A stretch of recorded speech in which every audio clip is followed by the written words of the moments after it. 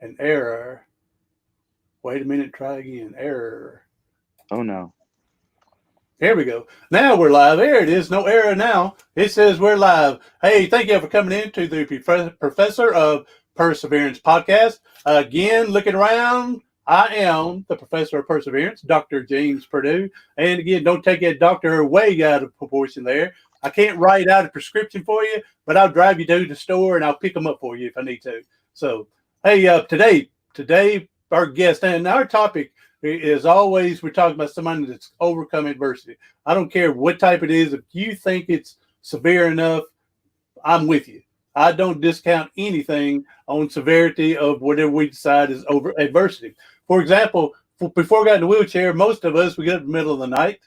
We go take care of business or get a drink of water. If we kick the door, we stumped our toe, what happened? We got a sore toe. We're going to miss sleep for an hour. But if somebody else did that, and what if they had brittle bone disease? All right. Then now they've shattered that toe. Or if they're hemophiliac, now there's internal bleeding in there. So I don't care how small we may think it is. If somebody else is thinking it's powerful to them, I agree with them. So today, our guest, as a youngster with a baseball and soccer player, boy, I love getting these athletes on here. Competitor at heart. All right. Then he found a game of hockey, which ended up being his passion. Well, when you know it, as he got older, on Tuesday, January 26, 1999, his dreams were abruptly put to sleep.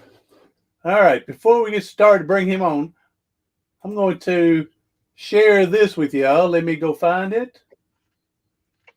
Hey, good thing about podcasting, I can edit all that out. And let's go ahead and do this first.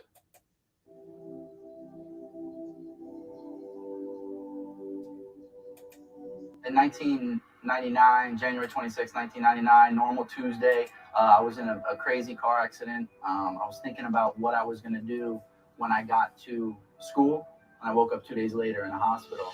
My legs didn't work. I went from being here on the top of the world to being here. 16 years old. It was a reality check like no other.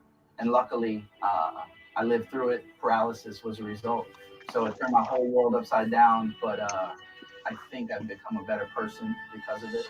To put into perspective for everybody, it's like, this is my struggle. And the only difference between me and someone walking around that looks fine is you can see my struggle, but everybody's got something. And that's the way I like to look at it. And I'm a competitor. Since I was born, I love to compete. I'm an athlete. And getting hurt never changed that. I still want to do it. I still want to push my limits. I love doing things that I'm not sure I can do. I definitely feel like I can relate to the struggle that everyone puts into this. And in the race, I feel this is normal for me. So swimming without my legs is normal. Hand cycling with my arms and then running with my arms is normal. So I don't give myself any extra credit for doing it that way. It's been that way for the last 15 years.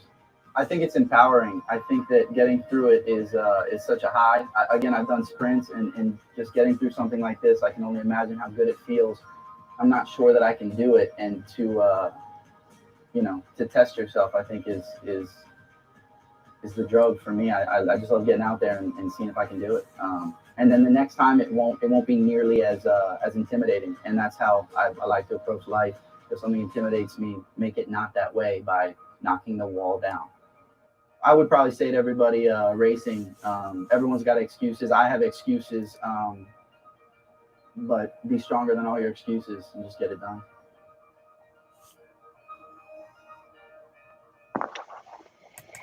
All right, and welcome to our guest today, Jacob Sharff. What's up, everybody? Hey, cool. Good to see you. Good to see you. Thanks for having me. Yes, sir. That's a great video there. Awesome video. Yeah, it was for an Ironman triathlon, and it's an Ironman distance is a long distance, and that was the day before the triathlon in Florida. So, yeah. How do you think that they chose you? Because I'm sure you're not the only one that was wheelchair and that they're doing. How do you think they chose you to do that? I was one of two wheelchair users. I know they chose myself. They chose a gentleman who was probably 72 years old. and a young lady who was just amazing. To be frank, I think that, maybe the story gives people the feels, and they might have wanted to give the feels to everybody doing the race the next day. They kind of they show these at the banquet dinner the night before the race. So to everyone else, and I think I kind of expressed in the video, to everyone else, it's amazing. How do you do that? But for me, I've been in a chair since 99. So I've been in the chair for 16, 17 years when I did that triathlon. For me, that's normal. Doing the race with my arms was normal. And like I said in the video, I don't give myself too much extra credit for doing it that way, because that's the way I train, and normal changes for everybody. And so, I don't give myself too much credit for it, but yeah, I think they just probably got a little, they thought it would be good for everyone to get a little inspiration before the race. So I was happy to do it. Get them all fired up. Get them fired up. Yep. And everyone up. was amazing during the race the next day, because if they'd passed me, I was on my hand cycle. The hand cycle ride's about 112 miles. So that took about 8 hours. Every other person that passed me on their bike, they remembered my name. They said, "Get him, Jacob. Keep it up, Jacob. Keep pushing, Jacob." And honestly, that was awesome. Every time someone passed me and said that, it gave me just a little more energy to keep going. So it was good. It was good. I've never competed in a triathlon. I did do 2 wheelchair 5Ks or something, but Sure. The very first one I did was just a fun run, 1 mile, right? Just a 1 mile thing. And I was working at this Parks and Recreation place that was hosting it. And I thought, well, shoot, let me go do 1 mile. I can do that. And so I did my 1 mile, and people were good about me. Keep going. They didn't know my name, but keep going. Hey, way to go again. Inspire me to keep going, motivate me, And when we got done, because I was the only one in the wheelchair there, and they gave me a medal for doing a 1 mile. And then the guy, the boss, my boss, he leans over, he says, "Hey, you want the other 2 medals too?" No, one's enough. Yeah. Just you being there. I mean, you're there because you want to participate, and you might have your own reasons. You want to push yourself, compete, whatever. But just by you being there, you're going to inspire some people, and that's the silver lining, I think. I was there for myself, because I wanted to test myself and see if I could do it. I didn't know if I could, but I realized throughout the process that just me being there doing it was inspiring for other people, and that's powerful. And that it felt awesome. If organically I can inspire somebody, it's priceless, and I think it's an awesome thing. So hey, let's go back to well, before we get going, let me just hit this up today. Our program, Professor of Perseverance Podcast, has been sponsored by HowIRollSports.com. And my man Jacob here, that's his workplace and everything. If you need any wheelchairs, get a wheelchair, whatever you need, contact HowIRollSports.com. All right, now just go back for a minute, Jacob. It was pretty quick in the video on how you sustained your injury. If you can go back and tell us about that now. Yeah, I was a junior in high school. It was just a random Tuesday. All the things we worry about in life, this was not one of the things I was worried about. I was thinking about what I got in a car accident, and I was thinking about what I was going to do when I got back to school. I had a math test that I didn't study for. So I was on my way back to school. We left for lunch. 2 blocks away from school, I didn't make it back. My buddy slammed into the back of a stop Palm Tram bus. It's the community buses down here going about 60 miles an hour. I do not remember it, and I thank God that I don't, just because I wouldn't want to go to sleep remembering that trauma. So internally, I didn't break my spine, so it's not a true spinal cord injury. I have paralysis as a result of nerve damage. Internally, I tore my aorta. So if I were to live through the surgery, they knew that I would have ischemic paralysis, which is nerve damage. And the result is a loss of motor function. The way I explain it to people is, if you and I were out, if we were out camping in the woods and we were hiking, 3 days out, and I cut my arm open and I'm bleeding to death, and then you put a tourniquet on my arm to stop the bleeding. 2-3 days later, we hike out of the woods, we get to a hospital, my arm's numb, they take the tourniquet off. If they fixed me up and I lost motor function, it would be because of some ischemic paralysis. there would be nerve damage and motor function wouldn't work. So, my heart stopped. They trauma hawked me to the hospital. They had to resuscitate me. I wasn't around for all the good stuff. But luckily I lived through it, and paralysis was a result. At first I was very mad at the world, and I learned over time that, aside from being in a wheelchair, I could still live an awesome life. And I was blessed to still have my wits about me and have the clarity in my mind. Because when I was inpatient, there were some other kids there. And I say kids because I was only 16 years old. I was on the pediatric side. There were some other kids there that had been in a car accident, maybe on a bicycle, they bumped their head. So they had more cognitive issues rather than a physical impairment. So it just kind of put in perspective, this young man next to me can walk perfectly fine, and we'd ask him to grab the things up high for us, but he had the brain of a 4 or 5-year-old. And to this day, I take care of myself, and he's probably still living with his mother. So there's different, types of injuries. And today I feel blessed, whereas it could have been so much worse. Whereas in the past, I was very angry as, why? But I'm kind of past that now on a good day. Kind of past. Yeah. What I always say is everyone has bad days. Everyone's entitled to bad days. People that walk around and can do backflips, they're entitled to bad days. And I always, and this is one thing I always try to express to people that give me too much credit for maybe just getting out of my car or pumping my own gas. I always say, you can see my struggle from 20 feet away. You can see it. And so you say, oh, this poor guy, look what happened to him.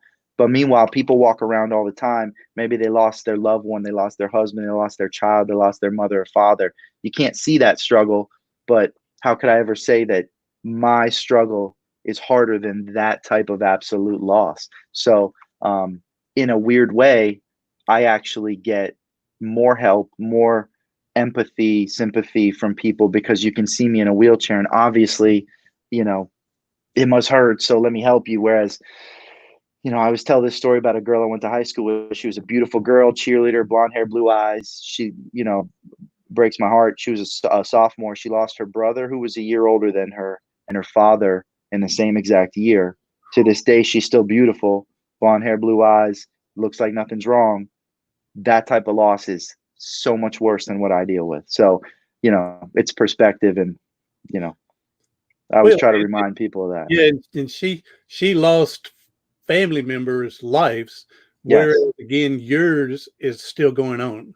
And it's a night and day difference. My mother and father will take me in a wheelchair any day of the week. An absolute loss of a child. It's just so different. I can deal with being in this wheelchair. Again, there's people in this world. There's people in some war-torn countries. They would trade with me in half a second. So it's all perspective. It's a glass half empty or half full thing, right? And there you try to stay as positive as possible. And we talked earlier today that people would love to have your injury compared to what they have, or again, a quadriplegic would love to have what I have, but right, you're a high functioning quad. We can't. Here's where people get hung up when they want to compare themselves with others, and you can't do that. Right. I understand people may have the same injuries, but there's a lot of things that goes into it. Is it a complete? Is it incomplete? Sure. What was my motivational drive beforehand? Was it high? Was it low? So, it's a lot of things throwing that in there. So that would be a big advice I would tell anybody going through anything. You can't compare it with anybody, but it's okay to socialize with them, ask for advice. How did you do this? How do you get through that? And maybe their information could help you. Sure. Absolutely. So now tell us, you said you were mad at the world. I've been there. Yeah. I was mad at God. I was mad at everything. Yeah. Being a quad, I was mad one time. I used to be a baseball player, and I had a baseball and I was going to throw it because I was so mad at something. And all I did was roll it off my fingers and hit my own self in the leg. And that was probably made you more mad than anything else, right? Yeah, because I couldn't throw it like I used to throw it. So have you seen, not to interrupt you, but it reminds me of a moment in a movie that I just saw. It was called The Upside, I believe, with Kevin Hart. Oh yeah, And yeah, yeah. I've seen that a couple years ago. yeah, and the gentleman who plays the quadriplegic, he was in that show Breaking Bad. Yeah, yeah. I can't think of I his forget name. his name, but Yeah, there was a moment where he was so mad he can't even move his hands. His hands are just on the pads, and all he can do is move his neck. He couldn't even pick something up and break it, you yeah, know. And Kevin Hart started breaking things for him, and he's like, "That feels good," you yeah. know. Yeah, it's the little things, like, I bet it made you in a rage. You couldn't even throw a baseball at the ground and get mad that, for me, it's the same. It's the little things that really frustrate me and get me upset. But when I first got hurt, it was a low. I was 16 years old, 2 weeks before my 17th birthday. There was a lot of like, why me? This isn't supposed to happen to me. This stuff happens to other people, right? Um, and I had a lot of friends, and I had a lot of good support, and my mother was unconditional, my father was unconditional, their love. But in the evenings, when everyone went away and the phone call stopped and the visitors stopped, I'm stuck here in my head, laying in the dark, and you cannot escape that. So there was just a lot of sad, not accepting. I'm gonna put my life on hold. I'm gonna go to physical therapy. I'm gonna get better, and this will just be a very bad memory, and I'll move on. And so, really, I mean, there's just different levels. When I meet someone who's newly injured, they're like, "Oh, I got injured 2 years ago. It was a while ago. It's 2 years." My heart goes out to them just as much, if not more, than the guy who got injured 6 weeks ago, because in a weird way, you have all these hopes, and hope is a powerful thing, but it can also be not dangerous. I don't Oh want to say yeah, hope's bad, but holding on to it. And I'm not saying you shouldn't, but being let down comes with that. If you hold on to hope and then you slowly realize 2 years, 3 years, 4 years, wow, I'm not getting better. Now, 4 years later, now I'm actually starting the acceptance process. I didn't even touch acceptance after 6 months, a year, 2 years. I was still trying to get better and sort through it. Took years for me to start doing wheelchair sports and hang out with people in chairs, because if I hung out with them and I liked the sports, then that's me accepting that this is my life, and I don't want to accept that. So I stayed away from all those things for a long time. And this was 1999. So for me, it's been 20 something years. So, yeah, it's a long, rocky road, peaks and valleys, but, I think I've become a better person, um, since the injury. I think I'm a better person I because of think it. I think we need to hold on to hope, but we need Yeah. to hold on it like you said that you're realistic.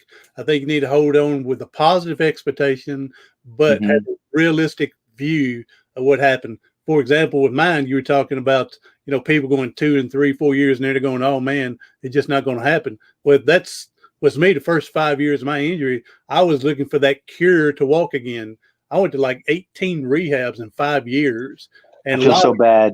of Yeah, for a lot people of in those a one situations. day evaluation, and I was gone. Um, but yeah, finally the fifth year, um, I really, and of course, going through depression during that time as well. And Yeah.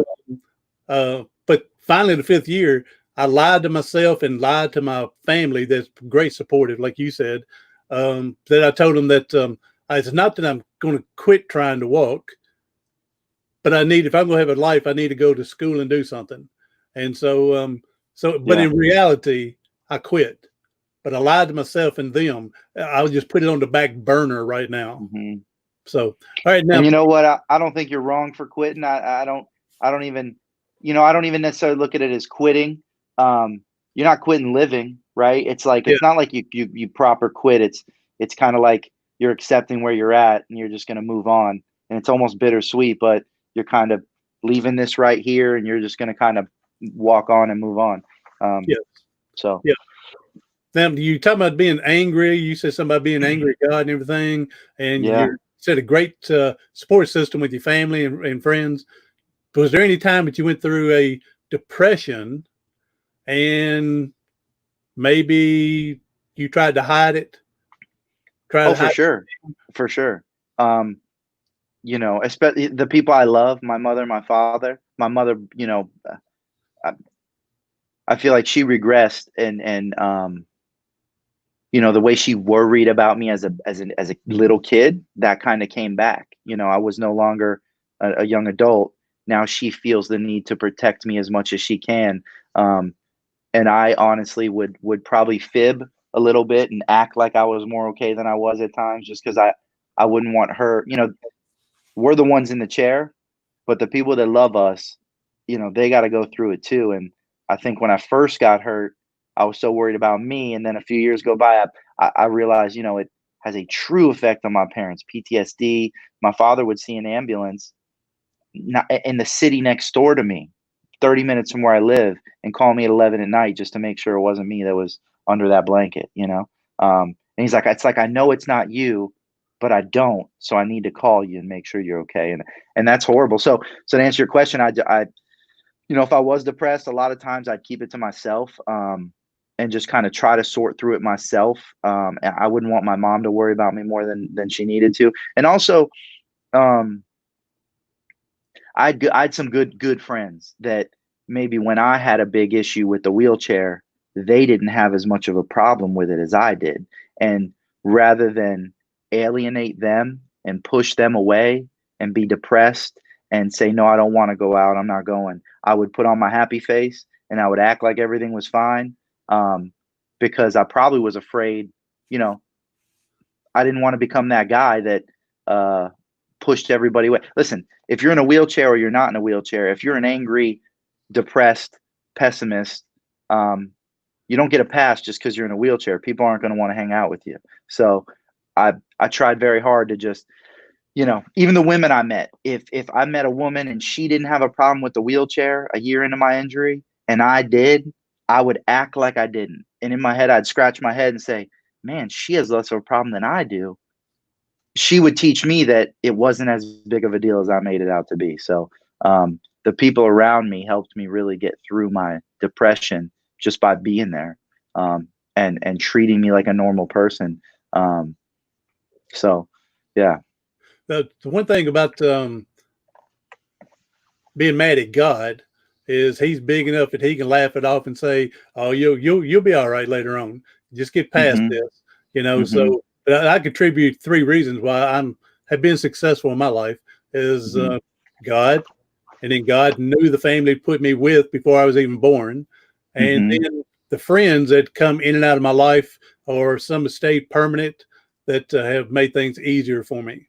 Yeah. Yeah, for sure. For sure. I mean, friends and faith, whatever your religion is, having faith and praying to whatever your God, your belief of God is, I feel like having some sort of connection, when there may be nothing else to believe in, understand that there's hopefully a plan, and kind of leave it in God's hands.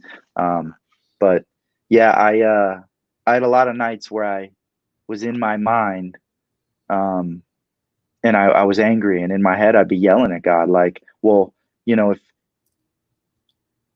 if you plan everything, then why did you do this to me? Because I don't see the reason. And maybe I won't see the reason for years and years. And yeah, I that was always a thing for me, that I would yell at God that I was mad at him. And you know what? I'm mad at you and I don't care what you think about it. That was things we needed to sort out. So That's right. a lot of that anger is, it's not there anymore. And I get sad like anybody can get sad about things, right? We're on the side of happiness and everything's all good, or we're kind of bummed out and life isn't great. And when I get sad, it's kind of just like anybody else. We all got something that we can get upset about. And I don't ever, like you said at the beginning, I don't ever discredit anybody for what they're going through just because it's not comparable to what I've been through. Because, in someone else's life, it might be a big deal if this happens. And how could I discredit that? So I try very hard not to compare myself to anybody else's issues. And yeah. A friend of mine said this to me one time. It's okay when you're talking about being sad and feeling sorry for yourself, whatnot, that it's okay to visit Pittyville, but it's not acceptable to move in to Pittyville. Right. Don't set up a tent. Don't set up a tent instead. Go visit for 2 or 3 days if you need, then get out of there and get back to where you're supposed to be. Yeah. I got to tell you, and maybe I feel that I'm entitled to have this opinion, whereas maybe able-bodied people, they might think it, they might not express it, but I don't like um, I don't like surrounding myself with people in chairs that are on the woe is me, pityville all the time. One, it's not good. It's not just not good for my soul. It's not good for anybody. They start giving that to you, and I don't want any of that. Um, and two, I just don't. I don't like people in chairs who have this crazy sense of entitlement, like somebody owes them something, just because of the hand they were dealt. Different things happen to different people for different reasons, and um, I think nobody owes me anything just because I'm in a chair. You don't owe me, and I'm sorry. You don't even have to hold the door for me. Um, you know, uh, so I try not to. Well, I don't and know. the sad thing about that is it's not necessarily wheelchairs or disability. How many adults walking around, so-called able-bodied, and they think the world owes me everything. I'm not working. You got to give it to me, and Right. that's sad. And Hmm. we would love to be up doing what they're doing, but we wouldn't want to sit and waste our time thinking y'all got to give me this. Right. Or Right. the entitlement. I don't understand that group of people, but Sure. Sure. I'm thankful that my family didn't raise me that way Sure. or Sure. allow me to get that way. Hmm. So Yeah. I mean, with my business, I started my own business. It was hard at first, and thank God now we're doing well. It was hard at first, and it was probably a little harder because I was in a wheelchair and getting things started and going and getting inventory and doing this and doing it from the chair makes it a little harder. But the bottom line is it can be done. So we do it. And again, like you said, nobody really owes me anything. We do it ourselves. So and then again, anyone that would like to get a hold of Jacob, go to his website there, howirollsports.com, and you can see a variety of wheelchairs, tires, racing wheelchairs. All right. Oh, big standing machine frames. Okay. yeah, Rojo standing frame. cushions. Yep. And so gloves, so what you would need. So you can go to, let me put it on the bottom there. We'll just leave it on the bottom now. You don't need my name and your name. There we go. And go to howirollsports.com. Pick you up something from Jacob's store. So Awesome. feel like I'm being a commercial there. All right. So hey, now let's go back to just for a minute here. There's one. Life has turned out a lot better than I thought at the very beginning when I got hurt.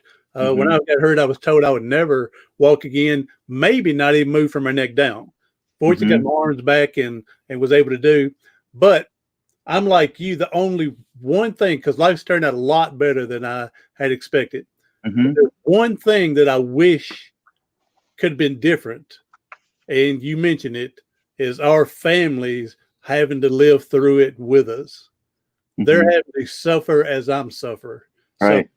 and so that's the one thing I wish could have been different. How old were you when you got injured? I was 19 and 19. I've Okay. been in a wheelchair nearly 37 years now. Yeah. So 19, I mean, you're still your mom's baby boy at 19. So, one thing that resonated for me was, um, my father's a grown man. My mother's more emotional than my father, but my father, with tears in his eyes, one day just told me, like, it's the hardest part about this is when you were younger, if you stubbed your toe or broke your finger, we knew it was going to be better, and we could say, hey, listen, let's go get you some ice cream. I'm going to kiss it. We're going to make it better. We're going to put a smile back on your face, and you'll be back to normal. Everything will be good. And that both my parents have told me with tears in their eyes that this is the toughest thing, because I was 16 years old, and they knew in their hearts that this was something that they could not fix. That they just had to watch me deal with the loss and having to grieve. They can be there for me, but they can't make that pain in my heart go away. So that was the hardest thing for them, was not being able to just fix it for me. So, and I couldn't imagine, to be honest, I don't have any children. I just couldn't imagine, you know, um, that would have to be one of the hardest things they've ever dealt with in their lives. I And it's an amazing story because, real quick, I was a junior in high school. I was supposed to be in class. We used to always leave. I got A's and B's. I wasn't a bad student, but we'd leave for lunch sometimes. We weren't supposed to. We left school. I was supposed to be at school. I was on my way back, got in the accident. My older brother, who's 3 years older than me, had just graduated high school. He was supposed to be going into college. He was supposed to be at home. So when the police called my parents and said, "Hey, your son's been in a horrible accident. You need to get to the hospital," they just assumed it was my brother because I was supposed to be at school. We don't look anything alike. Um, my girlfriend at the time was a freshman in college. She had heard of what had happened. She was best friends with the sister of the young man who was driving the car when we got in an accident. So she knew I'd been in an accident. She was at the hospital when my mother and my father arrived. And my mother saw me just before they brought me in to do surgery, immediate surgery to repair my aorta to save my life. They both thought I was my brother. And my girlfriend was there, and she was the one who was like, "No, Jeanette, it's Jacob. It's not Brian." So they had no idea. They thought it was my brother, and it was just, not that that makes it any better, but I was the baby. So yeah, it was crazy times. And my heart goes out to them. I wasn't around for all those dramatic days where they did not know what was going to happen. So yeah. Now we'd mentioned depression. Now, how long do you think you finally realized you were depressed and finally decide I got to get out of this? And then what motivated you, inspired staying yourself? active.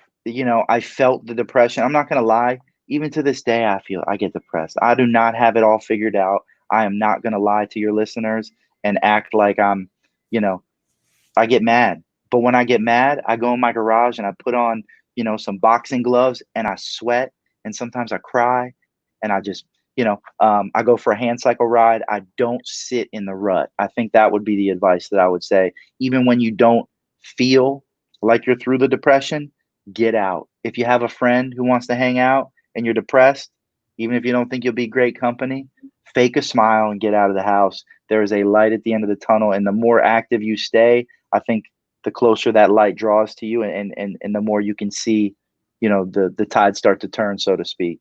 Um, you know, but Well, if you sit at home all day and you wallow in that depression, I think your best friend and worst enemy, it's tricky, is your mind, and you will, no matter what, go down a sad, dark road rather than be drawn to that light. So I'll just say stay active. And honestly, it's part of the reason I started my store, How I Roll Sports. I'm a huge promoter of active lifestyle for people with disabilities, of afflictions, amputee, mental handicap, physical handicap, paraplegic.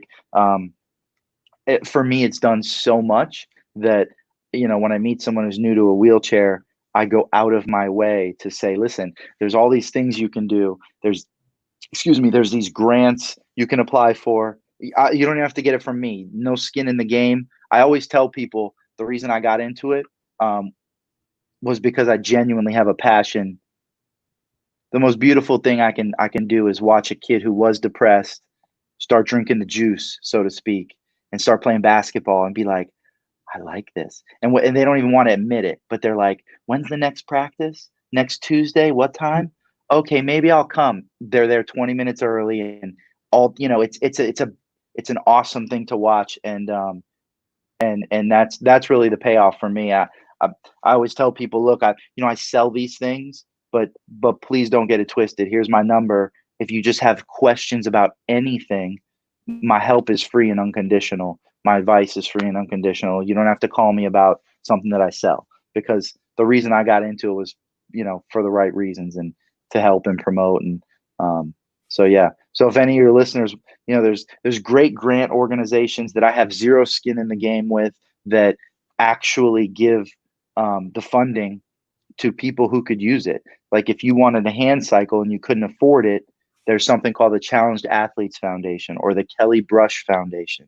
And if you're listening, I strongly suggest you Google Challenged Athletes Foundation and Kelly Brush Foundation. Kelly Brush is only for spinal cord injury, but Challenged Athletes for any type of physical, mental impairment. And honestly, if financially you don't make a ton of money and you can't afford the things, I've never recommended these grants to someone and them get denied. Everybody gets approved if you qualify and you could use the equipment. So hand cycles, racing wheelchairs, sit skis, prosthetics if you want to go running.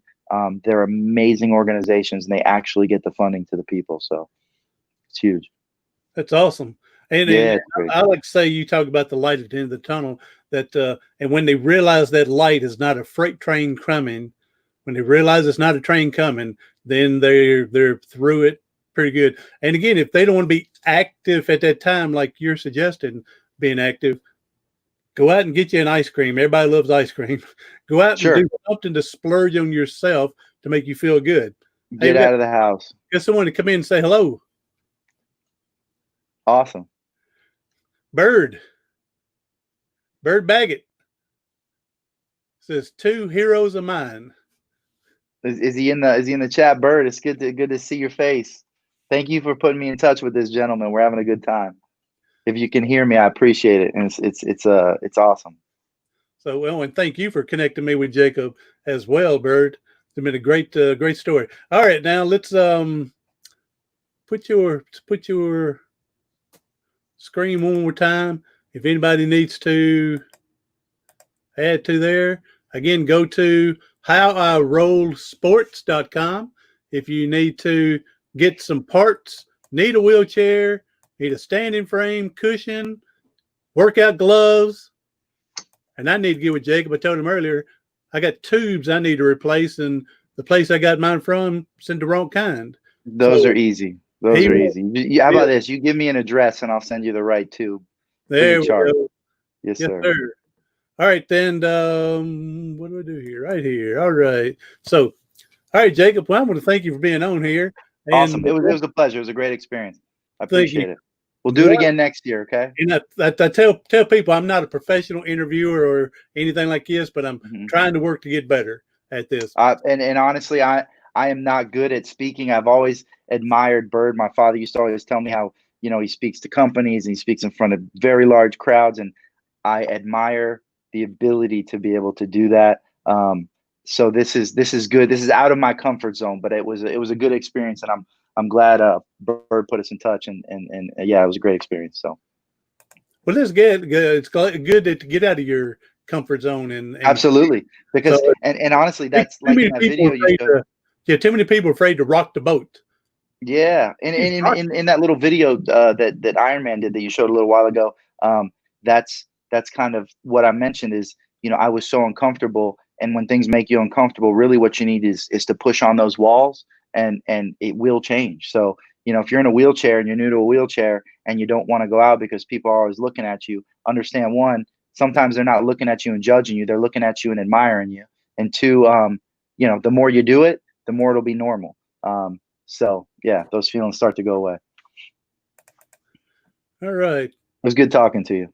No, it's awesome. Hey, yeah. Before we leave here is give someone something that'll get them through today.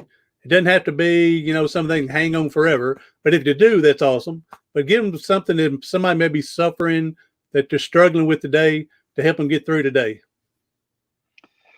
I always have and I hate to say it, everything's relative. Someone's always got it a little worse, and someone's got it better, and you shouldn't necessarily compare to anybody else's issues. I like to listen to like inspirational speeches. I like to clap it up. If I'm down and all I want to do is lay in bed, I'll literally sit up in my bed and start clapping, and then I don't know, I get inspired. I want to go outside, get in the sun, just get out of the house. I'd mentioned earlier, and I don't mean to recommend someone else's inspiration, but there's I think it's worth mentioning, if you don't mind, the sunscreen speech. When I'm real down, I'll listen to this thing called the sunscreen speech.